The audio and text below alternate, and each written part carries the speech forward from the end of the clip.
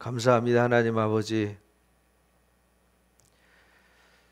영되신 하나님은 우리 눈에 보이지 않아서 사람들은 하나님의 사랑을 깨닫지 못하고 헤아리지 못합니다.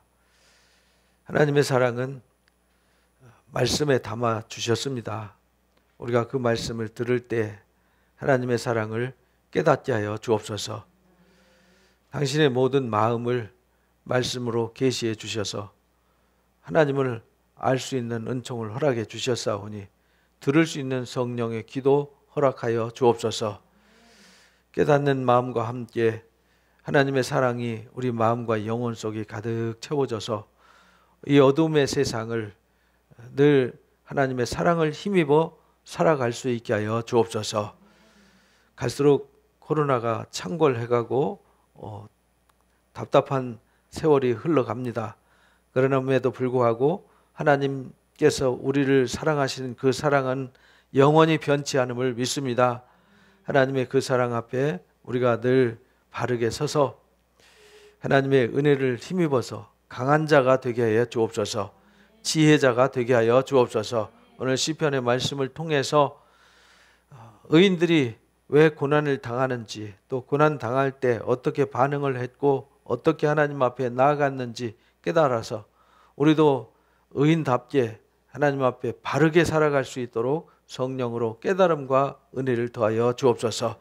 이 시간 함께해 주시기를 예수님의 이름으로 기도합나이다. 아멘. 감사합니다. 우리가 시편 제2권 공부하고 있죠. 앞에는 고라 자손들의 시, 이제 그 다음은 이제 다윗의 시입니다. 고라 자손과 아삽의 시인데, 고라 자손들의 시는 주로 바벨론 포로 때 얘기라 그랬죠. 이 바벨론 포로 당시 또는 포로에서 돌아와서 이 상황 속에서 시를 쓴다고 하는 것은 주로 어떤 시냐면은 탄식시죠. 탄식시. 그 다음에 하나님 앞에 무엇을 부탁하고 의탁하는 간구시. 다윗이 썼던 시도 주로 탄식시와 간구시가 있지만, 지난주에 우리가 공부했던 것은 회개의 시가 있었죠. 회개의 시.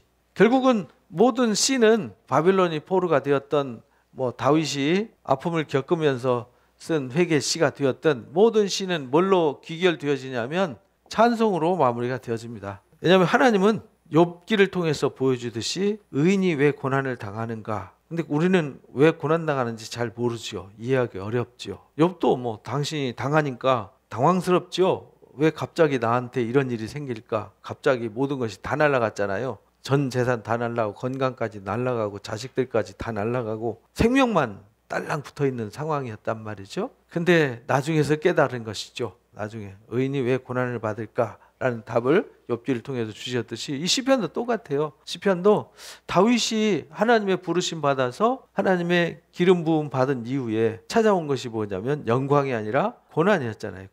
고난 속에서 왜 다윗이 고난을 당해야 되지? 다윗이 왜 이 아픔을 경험해야 되지? 알 수는 없지만 시편을 통해서 이제 우리에게 답을 주시는 것이죠. 고라 자손들이 바벨론 포로로 끌려갔을 때에는 포로로 끌려간 이유가 있었잖아요. 이유는 한 가지였어요. 말씀을 불순종해서. 이미 하나님께서 우리 인간이 불의하기 때문에 아무리 의롭게 살려고 해도 우리는 불의할 수밖에 없어요. 그래서 의인은 없나니 한 사람도 없어요. 그래서 불의하기 때문에 항상 불의하면은 불의한 삶 속에서 오는 게 뭐냐면 하나님의 진노가 임하게 되고, 거기 하나님의 진노로 임하는 것이 재앙이었잖아요. 재난. 근데 사사기를 통해서 우리에게 가르쳐 줬듯이 이렇게 인간이 타락을 해서 불의를 행해서 하나님 앞에 범죄하게 되면 하나님의 진노가 쏟아지는데, 이 진노도 이게 하나님의 도구였단 말이에요. 하나님이 미리 말씀하셨어요. 몽둥이로 채찍질 해가지고, 이것이 어떤 도구냐면 회개시키는 도구였단 말이죠. 그래서 그들이 회개하면 하나님이 다시 찾아오셨어요. 그래서 그들을 다시 회복시켜 주시고 평안을 주셨어요. 그래서 이 시편도 똑같아요. 이 바벨론 포로로 끌려가는 것은 미리 하나님이 말씀으로 이런 사실들을 가르쳐 줬단 말이죠. 너희들은 불의한 존재야, 악한 존재야. 너희가 하나님을 떠날 수 있어. 문제가 생길 수 있어. 그래서 미리 말씀을 주셨어요. 미리 주시는 이 말씀을 뭐라고 그러는 거 아니? 예언 이렇게 말하죠. 그래서 성경은 전부 다 뭐냐면 예언이에요. 모든 성경은 예언입니다. 그래서 신명기 말씀에 신명기 32장에 하나님께서 모세의 노래를 지어줬어요. 이스라엘 백성들을 애굽에서 이끌어내 가지고 광야 40년 지나고 가나안 땅 들어가잖아요. 가나안 땅 들어가기 직전에 요단강 건너편에 모압 평지에서 모세가 마지막 설교하면서 마지막 가르쳐 준 것이 뭐냐면 모세의 노래였어요. 근데 그 31장에 보니까 왜 노래를 가르쳐 줬냐면 이것 때문에 가르쳐 준 거예요. 너희가 말씀을 가르쳐 줘서 지금까지 광야에서 우상을 숭배하다가 음행하다가 또 주를 시험하다가 다 결국은 광야에서 1세대들은 여호수아 갈렙 빼고는 다 죽었잖아요. 말씀 불순종해서. 그 너희가 그런 존재야. 너희가 불의하고 악한 존재야. 신명기 9장에서 그들이 불의하고 악함을 다 들춰냈어요. 원래 너희들이 모습이 이랬어. 그거 알기 때문에 내가 미리 일러주는 거야. 너희가 지금은 말씀 잘 듣고 순종하는 것 같지만 가나안 땅에 들어가면 너희가 금방 부패해지고 금방 변질될 거야. 그때에 너희가 진노로 매를 맞고 고난을 겪을 거야. 그럼 그때 뭐 해야 되느냐? 회개해야 돼. 회개하면은 내가 너희를 다시 회복시켜 줄 거야. 그 회개의 말씀인 신명기 30장이라고 우리가 계속 말씀을 들었죠. 그래서 회개하면 내가 너희를 다시 회복해 줄 거야. 그 미리 예고를 했어요. 그런데 그 예고한 그 말씀이 가나안 땅에 들어가서 바벨론 포로로 잡혀갈 때까지가 요때까지가 몇 년 기간이 걸렸냐면 천년 역사입니다. 그러니까 천년 역사 동안 계속 사람들이 말씀을 떠나서 고난을 겪어요. 근데 지금 이 고라 자손들이 이 시를 쓸 때 이 시 쓸 때가 1000년 지난 뒤니까 1000년 후의 일인데 1000년 동안 말씀을 떠나서 이렇게 돌아갔을 때 다시 돌아가야 되는 게 어디냐면 말씀이란 말이죠. 말씀으로 다시 돌아가야 돼요. 그래서 바벨론 포로로 말씀 불순종해서 끌려갔어요. 그리고 다시 하나님이 회복시켜 주셨어요. 말씀을 불순종해서 매맞을 때는 우리가 어떻죠? 매맞을 때 참 싫어요. 그죠? 고난당할 때 저도 고난을 많이 겪어봤습니다만은 지금 지나서는 웃으면서 얘기하지만 그 당시엔 정말 힘들었어요. 죽을 것 같았죠. 도대체 내가 왜 이런 시기를 지나야 되나 라는 가슴을 치면서 울면서 그랬는데 다 지나고 나니까 웃으면서 얘기하죠. 이건 시편도 그래요. 이 사람들이 바빌론 포로로 끌려갈 때 그 맨발로 사슬에 매어서 채찍 맞으면서 질질 끌려갈 때 자기들 보는 앞에서 자식들이 가족들이 죽어가는 것을 보고 처참하게 끌려갈 때 그 고난은 말로 형용이 안 되죠. 그리고 남의 나라 한 번도 가보지 않은 남의 나라에서 70년을 살았어요. 70년 짧은 세월 아니죠? 근데 70년 살고 그들이 돌아올 때 그 마음이 어떻겠어요? 그 70년 동안 살면서 그 처음에 하나님을 섬기면서 제사하고 예배했던 그 시기가 얼마나 그립겠어요. 그때 예배하고 하나님을 섬겼던 그 시기는 너무나도 평안했고 너무나도 행복했고 좋았는데 하나님 말씀 떠나서 매맞고 와서 처량한 신세에 그 시절을 그리워하면서 쓴 시란 말이죠.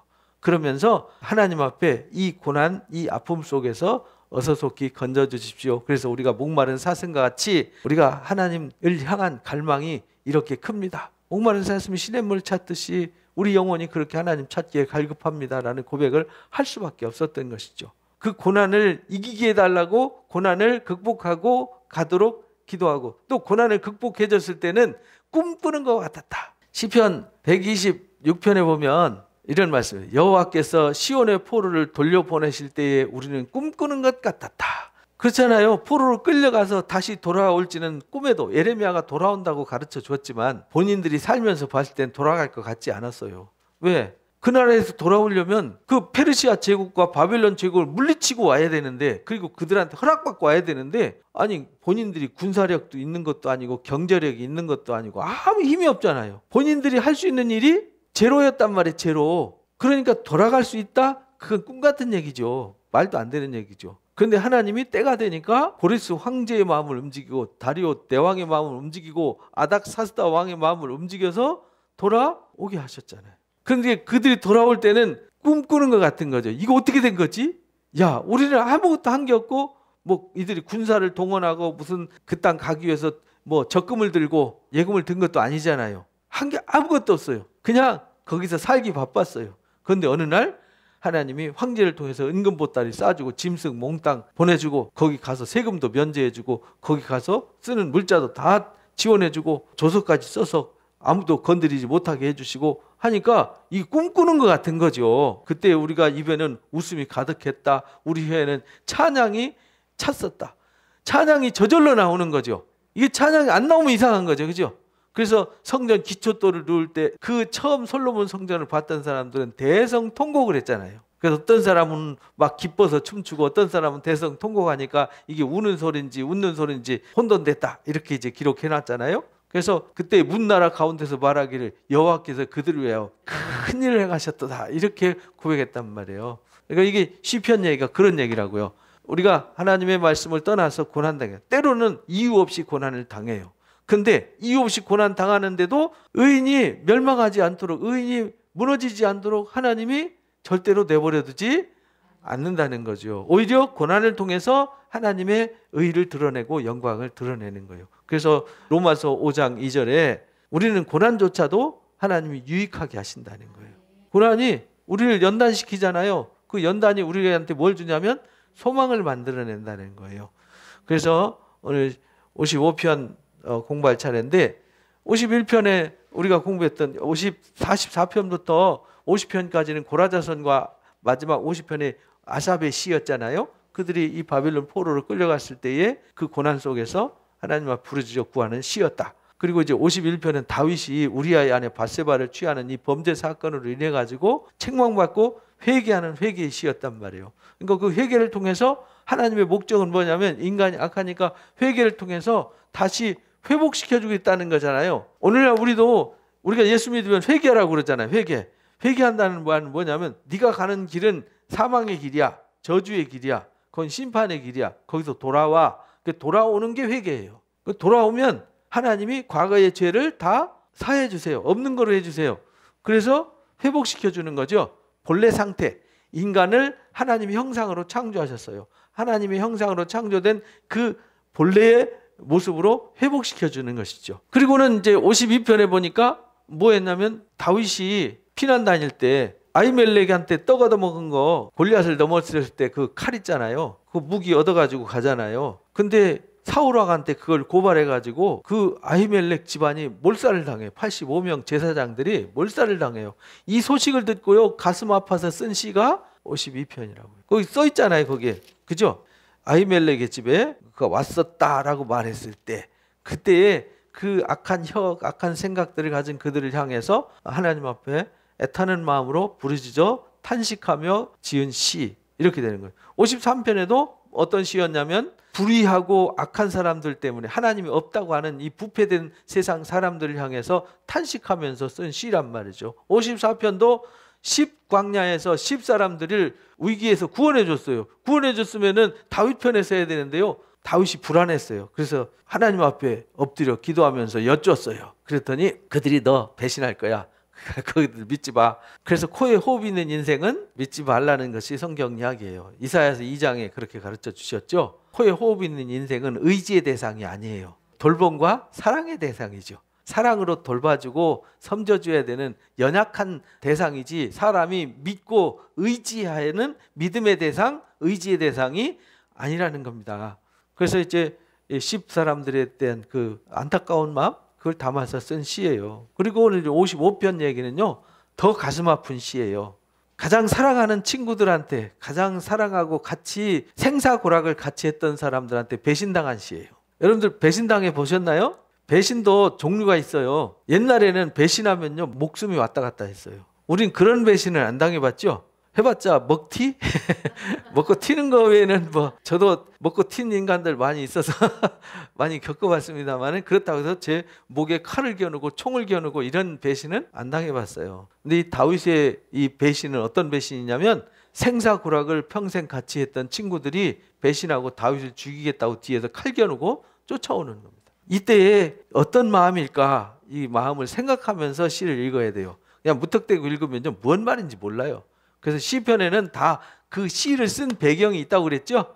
그 배경을 이해를 해야 된다. 그래서 지금까지 그 배경을 공부해 온 거예요. 하나님이여 내 기도에 귀를 기울이시고 내가 간구하는 때에 숨지 마십시오. 하나님 앞에 기도할 때 내 기도할 때 귀를 기울여 주십시오. 그렇다고 하나님이 기도하는데 귀 안 기울이시나요? 이제 다윗의 그 안타깝고 답답한 마음을 호소하는 거죠. 제발 좀 들어주세요. 숨지 말아주세요. 내게 굽히셔가지고 응답해 주십시오. 내가 근심으로 마음이 편하지 않습니다. 그래서 지금 탄식하는 마음으로 하나님 앞에 지금 부르짖는 겁니다.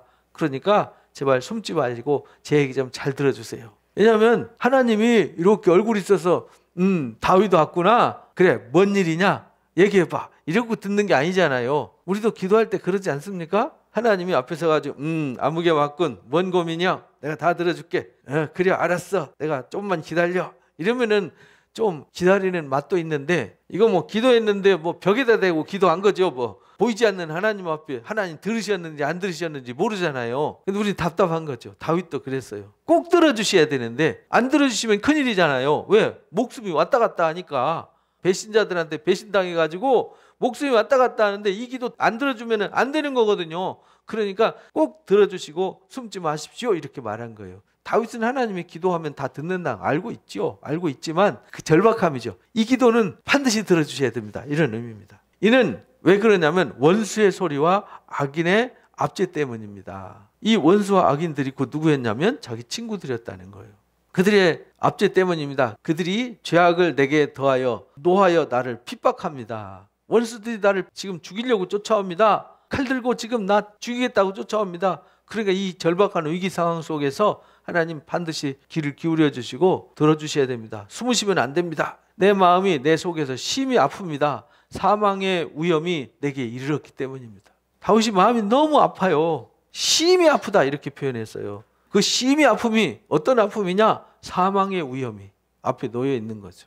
두려움과 떨림이 내게 이르고 공포가 나를 덮었습니다. 이 전쟁에서요, 피난 갈 때는요, 생명이 보장된 게 아니잖아요. 언제 적군이 나타나서 나를 죽일지 가다가 피곤해서 자야 되겠는데 잠도 못 자는 거죠. 잔들 잠이 오겠어요? 언제 와서 뒤통수 때릴지 모르는데, 죽을지 모르는데. 나는 말하기를 만일 내가 비둘기같이 날개가 있다면 날아가서 편히 쉬고 싶습니다. 차라리 나한테 비둘기처럼 날개라도 있었으면 좋겠습니다. 그러면 멀리 날아가서 광야에 그냥 머물렀으면 좋겠습니다. 날개 달고 날아가서 광야로 가면 아무도 없으니까 조용하잖아요. 광야는 어떤 곳이냐면 두렵고 무서운 곳이지만 안전한 곳이었어요. 아무도 건드리는 사람이 없는 곳. 가끔은 그런 데 가고 싶으시죠? 여러분들 뭐 복잡한 일 있고 시끄러운 일이 있으면 그냥 훌쩍 어디 여행 가방 하나 메고 버스 타고 열차 타고 아니면 비행기 타고 한 번씩 사라지시기도 하시잖아요. 이 다윗의 마음이 그랬어요. 훌쩍 어디 가서 그냥 아주 골치 아픈 세상, 복잡한 세상, 피곤한 세상 어디 숨어서 그냥 광야에서 아무도 없는 곳에서 혼자 하나님 앞에 엎드렸으면 좋겠습니다. 그래서 광야라는 말은 미드바르라는 말이거든요. 미드바르라는 말은 원래 이 하나님 말씀이 다바르가 하나님 말씀인데 미드바르라는 말은 듣는다는 말이에요. 광야에서 하나님의 음성을 듣는 곳, 하나님의 음성을 듣는 곳이 어디냐? 광야라는 거예요. 엘리야가 호렙산 광야 산꼭대기에 엎드려서 머리 구부려 받고 기도할 때 하나님 음성을 듣잖아요. 세미한 음성을 듣잖아요. 그래서 광야는 모든 근심, 걱정, 염려, 뭐 어떤 거 얽매였던 거 다 버리고 홀로 하나님과만 독대할 수 있는 것이거든요. 그래서 예레미야서 2장에 보면 이스라엘 백성들을 향해서 그렇게 말씀하셨어요. 예레미야서 2장에 보면 그가 예루살렘에 기에 외칠지어다 여호와께서 이와 같이 말씀하시기를 내가 너를 위하여 내 청년의 때의 인애와 내 신혼의 때의 사랑을 기억한다 이렇게 말씀하셨어요. 하나님과 이스라엘 백성 사이에 청년의 때 서로 알콩달콩 사랑을 나누던 연애하던 시절이 있었고 결혼해가지고 신혼의 달콤함을 나누던 때가 있었다는 거예요. 그때가 언제냐면 씨 뿌리지 못하는 땅 그 광야에서 나를 따랐던 때 이렇게 말해요.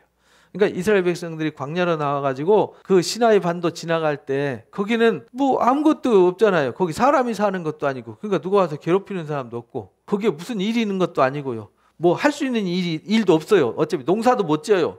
거기서 양떼도 못 키워요. 뭐 있어야지. 할 수 있는 게 뭐냐? 하나님 앞에 예배하는 거 외에는요. 또 성경 배우는 거 외에는 할 게 없었어요. 그때를 하나님은 신혼에 연애하는 시절과 똑같았다. 이렇게 말해요. 왜 그랬을까요? 아무것도 없고 하나님밖에 없으니까 거기는 광야가 그런 곳이에요. 그래서 광야는 좋은 곳이에요. 그래서 세례 요한도 광야에서 하나님의 말씀을 받죠. 또 예수님도 광야에 40일 동안 금식하시고 사역을 시작하시죠. 이 광야는 뭐 하는 곳이냐면 바로 하나님의 음성을 듣는 것이에요. 그래서 멀리 날아갔으면 좋겠습니다라는 의미를 이해를 하시겠죠? 내가 나의 피난처로 속히 가서 폭풍과 광풍을 피하리이다. 그러니까 이 폭풍과 광풍을 좀 피했으면 좋겠어요. 여러분들 그 폭풍과 광풍을 한번 겪어보셨나요?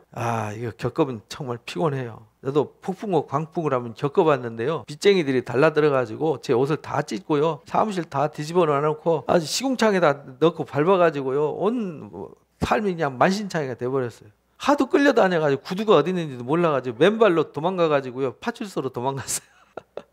그래 파출소 가가지고 이제 고발을 한 거죠 제가. 왜냐하면 사무실 다 부셨으니까 기물파손죄로 또 주거 침입죄로 단체로 왔으니까 단체 폭력이 죄가 심하더만요. 딱 써서 사인을 해버렸어요. 온 옷 다 찢어지고 구두도 없이 맨발로 왔지만 그때는 정말 하늘 쳐다보니까 내가 이러고 살아야 되나 그런 상황. 겪어보면은 이게 참 황당한 거죠. 지금 제가 웃으면서 얘기하지만 그때는 정말 미칠 것 같았어요. 근데 그 고발장 하나 가지고 합의를 봐서 간신히 나왔습니다만 그 피난처로 속히 가서 이 광풍, 폭풍을 피하고 싶어요. 참 이런 거 안 겪으면 모릅니다. 다윗은 이 폭풍 정말 배신자들한테 쫓겨서 지금 경각간에 달려 있는 거 아니에요. 내가 성내에서 강포와 분쟁을 보았습니다. 주여 그들을 멸하소서, 그들의 혀를 잘라버리소서 이렇게 말해요.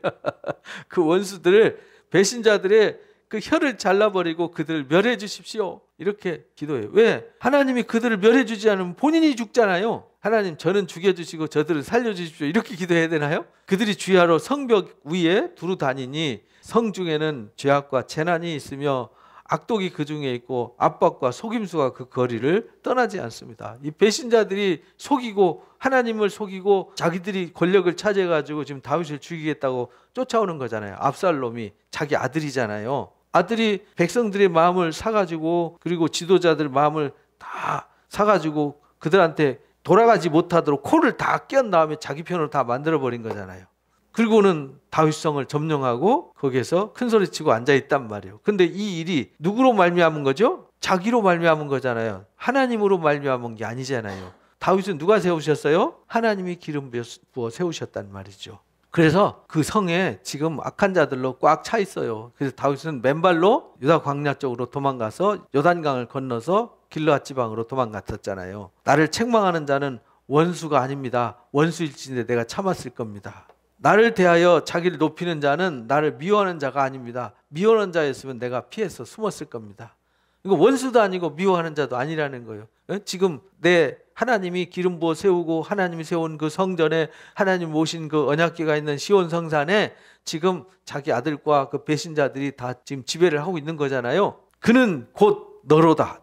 너라고 표현했어요. 너 누구냐? 나의 동료, 나의 친구요, 나의 가까운 친구로다.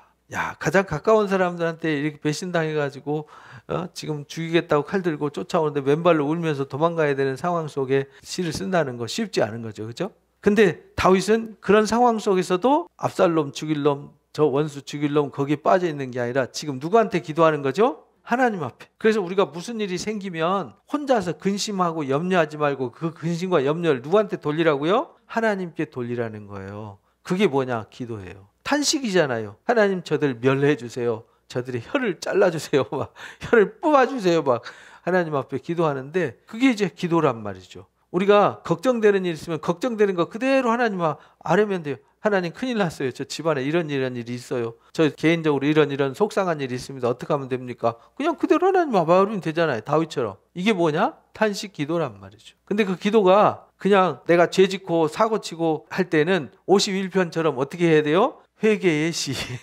회개의 기도를 하는 거고요. 지금은 회개의 상황이 아니잖아요. 그죠? 원수들이 배신하고 쫓아와서 죽이려고 하기 때문에 하나님 앞에 그 상황과 사정을 다 아뢰면서 탄식하며 간구하는, 아주 목숨 걸고 구하는 간구의 시잖아요.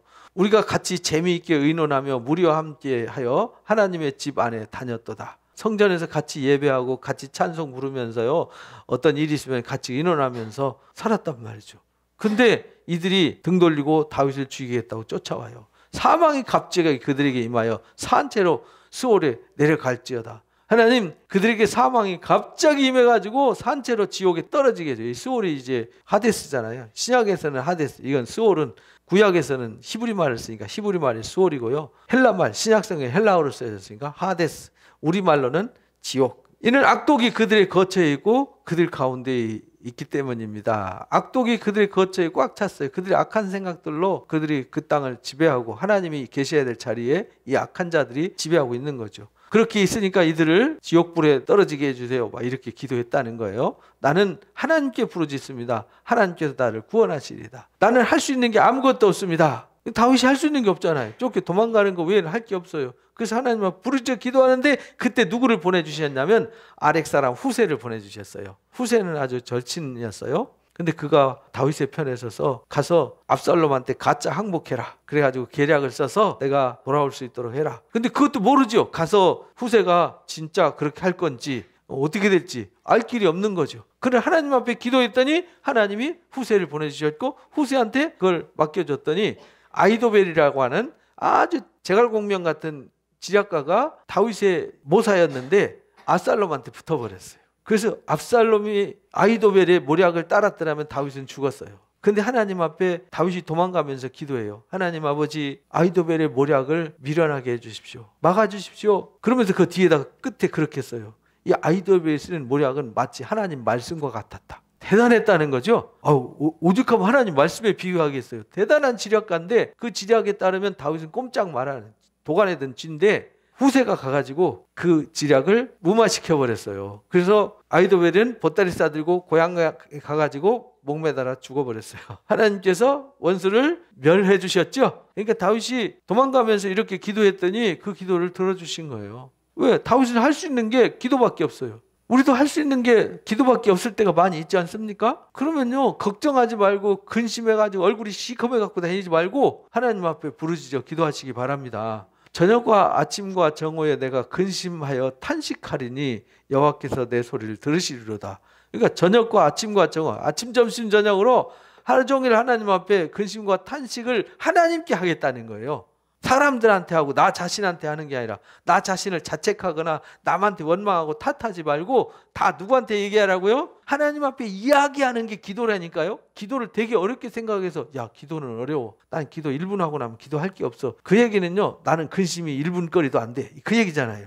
여러분들은 근심거리 1분거리도 안 되는 것 같고 여러분들은 그거 근심합니까? 여러분들 친구들을 만나서 속사정 얘기할 때는 1분만 얘기하나요? 다 얘기하고 집에 가서 전화하고 또 얘기하잖아요. 그 다음 주에 만나서 또 얘기하고. 그러니까 우리가 하나님 앞에요 그대로 친구한테 이야기하듯이 그냥 이야기하세요. 그거 어렵나요? 그냥 내 사정을 하나님 죽었습니다. 저 인간들이 날 이렇게 괴롭힙니다. 이거 도대체 이 상황을 어떻게 풀어가야 될지 답이 없습니다. 하나님 답을 주십시오. 이거 하나님 외에는 답이 없습니다. 제가 할 일은 이제 엎드려 기도하는 것밖에 없습니다. 하나님 해결해 주십시오. 저는 그냥 하나님 말씀 붙들고 하나님 앞에 엎어져 살겠습니다. 기도하는 거죠. 뭐 다른 방법이 있습니까? 그러면 하나님께서 들으실 줄로 믿습니다 라는 확신이 있는 거죠. 나를 대적하는 자가 많더니 나를 치는 전쟁에서 그가 내 생명을 구원하사 평안하게 하셨도다. 그 나를 대적하는 자가 많았어요. 나를 치는 전쟁에서 누가 싸워주셨어요? 내 기도 들어주시고 내가 탄식하고 내 근심을 하나님 앞에 아렸더니 그가 내 생명을 구원하셔서 평안을 주셨다는 거예요. 그러니까 우리가 뭔 일 있으면 그냥 하나님 앞에 아뢰는 거예요. 답은 그거밖에 없어요. 내가 할 수 있는 일은 얼른 해버리고 내가 할 수 있는 일도 안 하고서는 하나님 앞에 엉뚱한 소리 하면 안 되고요. 그렇잖아요. 너 가지고 하나님 물 주십시오. 옆에 물병 놔두고 물 주십시오. 물 목말라 죽겠습니다. 물. 뭐 이적이가 뭐 물이라는 거 노래 불러가지고 들어보니까 재밌더만요. 물 좀 주세요. 뭐 목말라 죽겠어요. 물 좀 주세요. 막 이렇게 가사를 썼던데 물 옆에다 두고 물 주세요. 야 이놈아 네가 떠먹으면 되잖아. 그렇잖아요. 그건 내가 해야죠. 옆에 물 있는 거 물 갖다 줬으면 떠먹는 건 내가 해야죠. 그러나 마른 광야에서 물을 구할 데도 없어요. 물이 없어요. 마실 물이 없어요. 할 수 있는 게 아무것도 없어요. 그때는 하나님 물 주세요. 물 좀 주세요. 기도해야 되는 거죠. 우리가 그렇게 기도하면 하나님이 구원하사 평안을 주신다는 겁니다. 옛부터 계시는 하나님이 들으시고 그를 낮추시리이다. 하나님은 지금만 계신 게 아니라 과거부터 현재부터 미래까지 영원토록 계신 하나님이라니까요. 천지를 창조하신 하나님이 지금 내 아버지시고요. 다윗의 하나님이 나의 하나님이라니까요. 아브라함의 하나님이 나의 하나님이라고요. 예수 그리스도의 하나님이 나의 하나님이라고요. 하나님이 바뀐 게 아니라고요. 구약의 하나님, 신약의 하나님 바뀌고 2000년 전, 3000년 전 하나님과 21세기 하나님은 다른 분이 아니에요. 똑같은 하나님이십니다. 그래서 옛부터 계신 하나님이 우리가 구하면 들으세요. 그리고 악한 자들을 낮추세요. 그들은 변하지 아니하며 하나님을 경외하지 아니하기 때문입니다. 왜? 하나님 앞에 기도하는 건요, 그들은 절대 하나님을 경외하거나 찾지 않아요. 그걸 잘 알기 때문에 하나님 앞에 엎드려 기도하는 것이죠. 그럼 하나님이 그들을 낮추실 겁니다. 그는 손을 들어 자기와 화목한 자를 치고 그의 언약을 배반하였도다. 그 대적자들은 손을 들어서 이 화목을 깨버리고 언약을 배반한 거잖아요. 다윗의 언약을 배반한 거는 하나님의 언약을 배반한 거예요. 그 입은 우유 기름보다 미끄러우나 그 마음은 전쟁이다. 말만 매끄럽게 한다고 이게 좋은 게 아니거든요. 이 원수들이 원래 말을 잘하고 사기꾼들이 말을 잘해요. 보이스피싱 하는 애들 말 정말 잘하잖아요. 그 말 잘하는 재능을 좋은 데 써먹지 왜 그런 사기 치는데 써먹어가지고 불행해져요. 그죠? 이게 우유 기름보다 미끄럽지만요, 마음은 전쟁이요. 그의 말은 기름보다 유하지만 실상은 뽑힌 뭐와 같아요? 칼과 같다. 그래서 우리는요, 악한 자들의 말은 아주 아름답게 꾸미지만 그 속에 무서운 칼이 숨겨져 있는 겁니다. 당하는 거죠. 그래서 사기꾼한테 당하는 거죠. 악한 사람들한테 당하는 거죠. 그런데 당하지 않는 방법은 하나님 앞에 부르짖어 기도하는 것밖에 없습니다. 내 짐을 여호와께 맡기라. 맡긴다는 말은 던진다는 거예요. 내 짐을 하나님 앞에 던져라, 이런 말이에요. 이제 네가 못하잖아. 더 이상 네가 할 수 없잖아. 하나님 앞에 던져. 하나님 앞에 던진다는 말은 내가 하던 거를 완전히 위임하는 거죠. 맡겼다 하고 내가 일을 하고 있어. 그러면 맡긴 게 아니죠. 맡겼으면 누가 일해야 되죠? 하나님이 일해야 되지. 맡긴 거 내가 하고 있으면 네가 하고 있네, 네가 계속해, 이렇게 되는 거예요. 하나님 맡기라. 그가 너를 그럼 붙들어 주신다. 하나님께 맡기고요, 하나님 맡긴다는 말은 내 생명을 다 하나님 앞에 의탁하는 거예요. 그럼 붙들으시고 의인의 요동함을 영원히 허락지 않는다. 공동번역이나 새번역에는 의인이 망하는 것을 이렇게, 요동하는 걸 망한다 이렇게 표현했어요. 망하는 것을 영원히 허락하지 않는다. 하나님이 보고 계시지 않는다, 이런 말이죠. 의인이 망하고 요동하면 하나님이 일한 것이 허사가 되는 거잖아요. 하나님은 의인을 위해서 오셨고 의인을 위해서 일하시는데 의인이 무너져 버리면 하나님 일한 결과가 없잖아요. 그래서 하나님이 의인들은 절대로 내버려 두지 않는다. 망하도록, 실패하도록 놔두지 않는다. 그러니까 우리는 어떤 사람이 되기를 노력해야 돼요? 의인이 되기를 노력하는 사람이 되어야 되는 거죠. 그럼 어떤 사람이 의인이냐? 하나님의 말씀을 믿고 그 말씀을 순종하는 자들이죠. 그래서 예수 그리스도가 하나님 말씀이잖아요. 그래서 예수 그리스도를 영접하고 예수 그리스도의 말씀으로 순종하며 살아가는 것, 이것이 의인의 삶이에요. 하나님의 주께서 그들로 파멸의 웅덩이에 빠지게 하시리이다. 하나님은 그 악한 자들은 반드시 파멸에 빠지게 해요. 시편 1편에 그래서 시편 1편이 주제라 그랬잖아요. 시편 전체에. 악한 자들은 바람에 나는 뭐가 같아요? 겨와 같아요. 수북하게 싸놔서 노력해서 아무리 싸놔도 바람 불면요 슬금슬금 날아가서 나중에 다 날아가고 남는 게 없어요. 그러나 의인들은 시냇가에 심긴 나무와 같아요. 하나님의 은혜를 끊임없이 공급받고 능력을 공급받기 때문에 늘 푸르고 늘 시절을 쫓아서 좋은 열매를 맺도록 하신다. 그래서 우리는 의인이 돼야 돼요. 하나님의 말씀의 반석 위에, 십자가 반석 위에 내 믿음의 뿌리를 깊이 내리고 털을 딱 잡고 흔들리지 않고 그리스도가 내 안에 계시게 해야 돼요. 그리고 그리스도의 사랑의 깊이와 넓이와 크기를 알고요, 그 사랑으로 살아야 돼요. 그러면요 하나님 우리를 지켜주실 것입니다. 그리고 이제 56편은 보니까 거기에 그렇게 써 있죠. 다윗이 블레셋 사람들한테 잡힌 때, 사울왕한테 쫓겨다니다 광야로 더듬고 헤매다 망명을 갔어요. 블레셋한테, 원수인 블레셋한테 망명을 갔어요. 근데 블레셋 아기스 왕이 다윗을 받아줬어요. 왜 받아줬을까요? 우리 34편과 이제 비슷하신데 34편에는 잡혀가가지고 미친 채 하면서 문을 극적하면서 미친 채 해가지고 생존했던 시가 34편이잖아요. 근데 여기 56편은 망명 갔을 때의 시예요. 왜냐하면 사울왕이 계속 쫓아다니니까 도망 다닐 길이 없으니까 망명 갔어요. 그랬더니 하나님이 아기스의 마음을 열어서 다윗을 받아주게 하셨어요. 아기스가 왜 받아줬냐면 사울왕은 블레셋 사람한테 위협이 되지 않았어요. 사울왕은 블레셋 사람한테 늘 쩔쩔매고 눈치 보고 살았거든요. 근데 항상 이 다윗만 있으면 블레셋 사람들이 아주 쩔쩔맸단 말이죠. 그 자기 편 만들어 버리면 사울 왕은 거저먹기잖아요. 그래서 사울 왕이 이스라엘 길보아산 전투에서 패하고 죽잖아요. 그러니까 우리가 이걸 잘 기억을 해야 돼요. 그때 망명 가서 정말 그렇잖아요. 자기 백성들도 놔두고 왼수인 블레셋 사람들한테 망명돼서 그 사람 밑에서 보호받고 살아야 되는 처량한 인생, 그 상황 속에서 쓴 시란 말이에요. 하나님이여 내게 은혜를 베푸소서. 다윗이 그 속에서 바라는 것은 하나님의 은혜 외에는 아무것도 없어요. 사람의 나를 삼키려고 종일 압제합니다. 다윗을 죽이려고 계속 쫓아다니니까 내 원수가 종일 나를 삼키려 하며 나를 교만하게 치는 자들이 많습니다. 내가 두려워하는 날에는 내가 주를 의지하리이다. 그렇게 불안하고 두려움 속에 거기 있지만 다윗의 목숨이 보장된 건 아니잖아요. 하나님의 은혜로 지켜주시고 보호해 주시지 않으면 안 되는 상황. 그러니까 다윗은 어떤 처지와 상황에 있어도 항상 누구하고 연결돼 있죠? 하나님과 연결돼 있어요. 이게 중요하다는 겁니다. 내가 하나님을 의지하고 그 말씀을 찬송하올지라.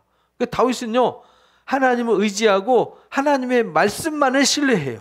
하나님이 이렇게 보고 계시고 그냥 계속 말씀해 주시는 게 아니잖아요. 성경을 말씀에 담아서, 말씀을 성경에 담아서 주셨단 말이죠. 그러니까 그 말씀을 찬송하올지라. 내가 하나님을 의지하였사온즉 두려워하지 아니하리니 혈육을 가진 사람이 내가 어찌하랴. 그 다윗은 하나님 앞에 은혜를 구하고 돌보심과 지키심을 기도하면서도 어떤 확신이 있었냐면 혈을 가진 육신을 가진 이 사람들이 나한테 뭐 더 할 수 있는 게 있겠어? 하나님이 나와 함께 하는데, 이런 믿음이 있었다는 거죠. 그들이 종일 내 말을 곡해하며 나를 치는 그들의 모든 생각은 사악이라. 그러니까 다윗이 어디 가서 도와줘도 뭔 말을 해도 계속 곡해를 해가지고 다윗을 죽이려고만 연구하잖아요.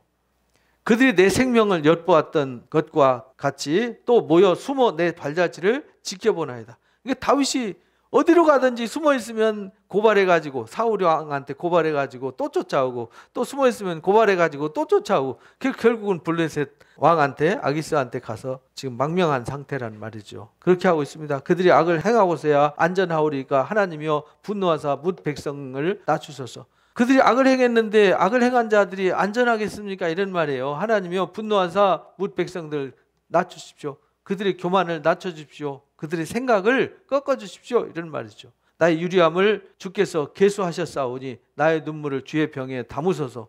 이것이 주의 책에 기록되지 아니하였나이까. 다윗이 유리하고 방황하면서 다니면서 다윗이 하나님 앞에 어떻게 살았는지 하나님이 다 계산해서 알고 계시지 않습니까? 이런 말이에요. 그 흘린 눈물을 하나님이 다 보셔서 아시고 그 눈물을 어디다 담았어요? 주의 병에다 담았대요. 그러니까 우리가요, 눈물 흘리며 구한 기도는요, 절대로 하나님이 외면하지 않으신다는 거예요. 우리 눈물을 받아서 주의 눈물의 병에다 이렇게 담아놓고 계신다는 거예요. 여러분들이 기도한 거 하나님이 금향로에 다 담아놓고 계세요. 다 들으셔서 여러분들이 구하는 거 반드시 다 이루어 주신다는 겁니다. 내가 아뢰는 날에 내 원수들이 물러가리니 이것으로 하나님이 내 편이심을 내가 아나이다. 다윗은 하나님이 항상 자신의 편이라는 걸 알아요.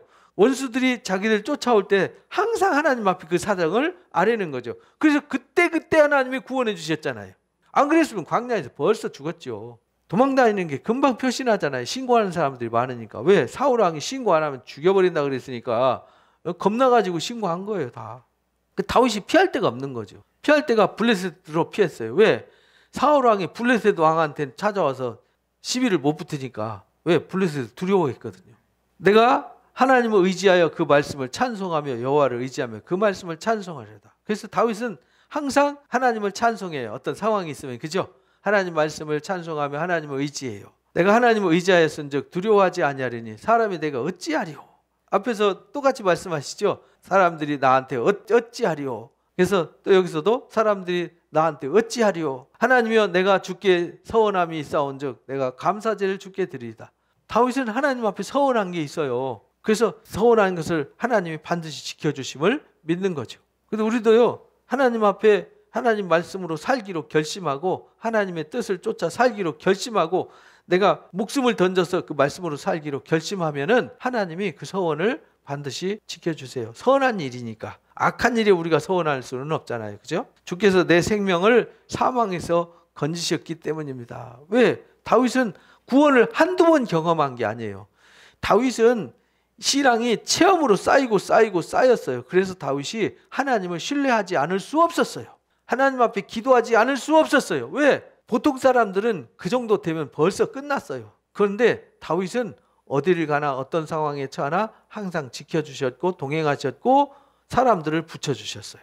그래서 사망에서 건져주셨어요. 주께서 나로 하나님 앞 생명의 빛에 다니게 하시려고 실족하지 아니하게 하지 아니하셨나이다. 그래서 하나님께서 늘 어딜 가나 동행해 주셨다라는 확신이 있었어요. 57편에도 거기에 보면 나오죠. 다윗이 사울을 피했을 때 쓴 시, 사울을 피해서 도망 다닐 때 쓴 시란 말이죠.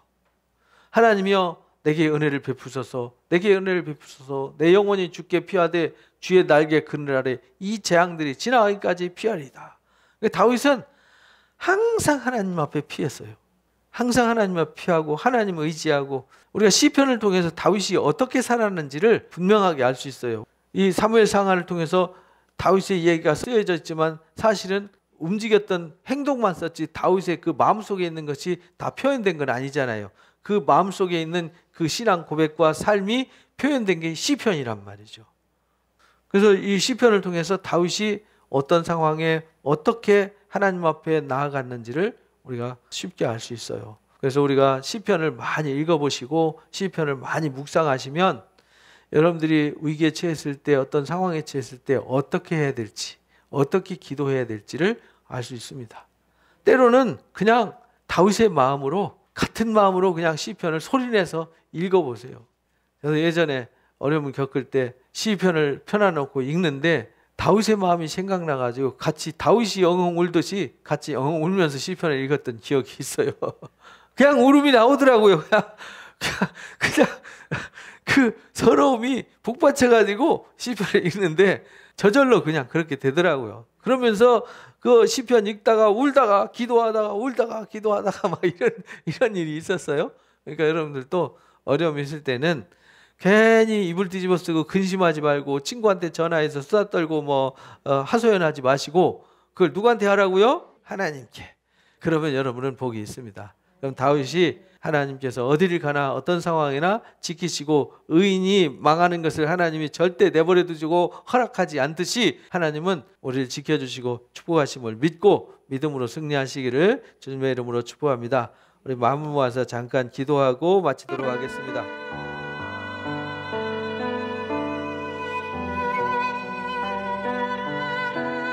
감사합니다. 하나님 아버지, 그 시편의 말씀을 통해서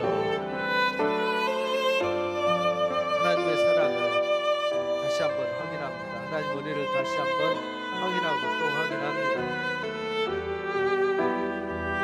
하나님 우리 아버지시고 어디를 가나 어떤 상황에 처하나 우리와 함께 하시는데 우리가 그 말씀을 깨닫지 못해서 육신의 생각에 젖고 내 오만하고 교만한 생각, 어리석고 미련한 생각에 젖어서 근심에 사로잡히고 염려에 사로잡히고 결국은 불행해지는 어리석은 자가 될 때가 참 많습니다. 다윗을 통해서 우리가 어떤 사람이 되어야 하고 어떻게 해야 하는지를 가르쳐 주셨습니다. 말로 형용할 수 없는 위기에 처한다 할지라도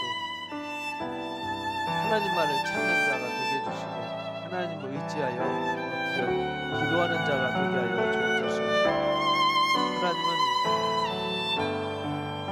우리를 위해서 모든 것을 희생하시고 모든 것을 내어주실 수 있는 하나님이심을 잃어버리지 않게 하여 주옵소서.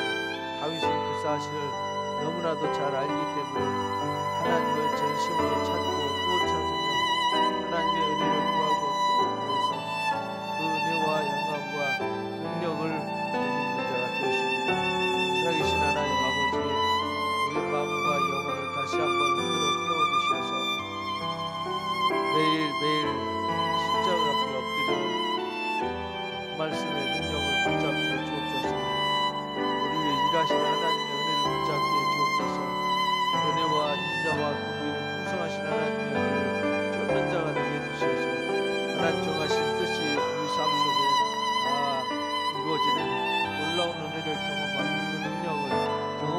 자가 되게 해주시기를 간절히 간구하고 있습니다.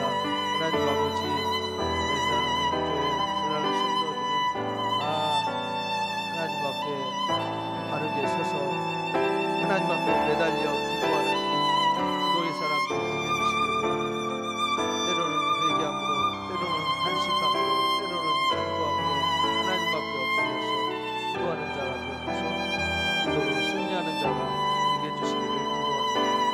그래서 우리 성도들 다 주님이 주시는 평안과 주님이 주시는 위로를 힘입어 승리하는 자들 되도록 이끌어 주옵소서. 예수님의 이름으로 기도합니다.